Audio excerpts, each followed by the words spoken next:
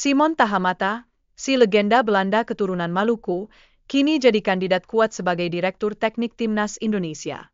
Dengan pengalaman yang super luas, kayak GPS yang selalu tahu jalan, siapa tahu dia bisa bikin dampak positif yang bikin kita semua berdecak kagum.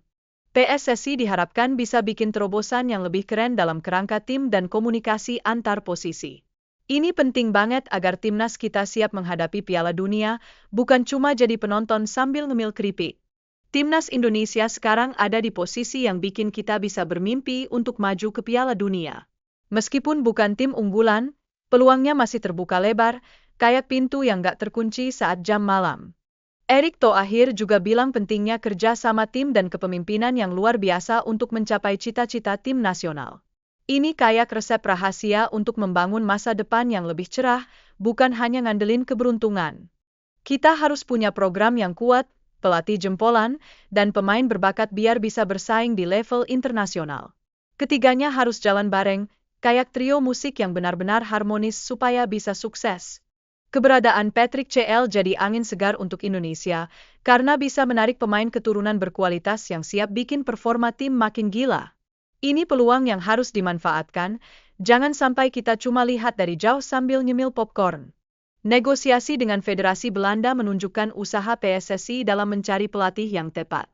Ini kayak cari jodoh, harus yang pas dan cocok, biar performa timnas Indonesia makin ciamik. Dengan pemain berdarah campuran, diharapkan timnas Indonesia bisa makin kuat.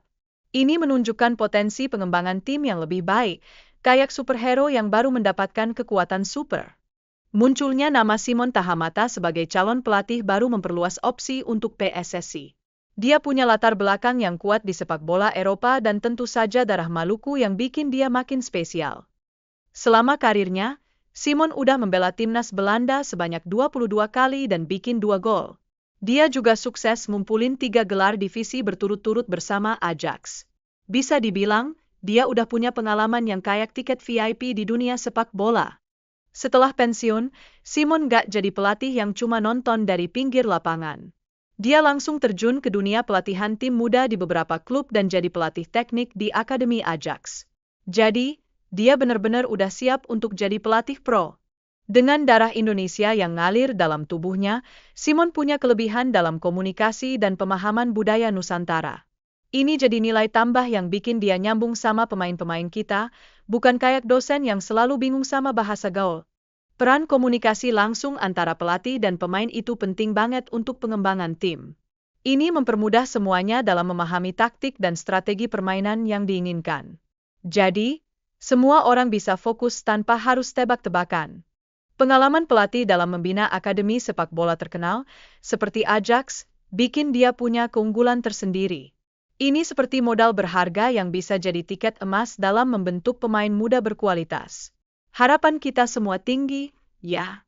Langkah-langkah strategis yang diterapkan diharapkan bisa berkontribusi pada kemajuan sepak bola Indonesia.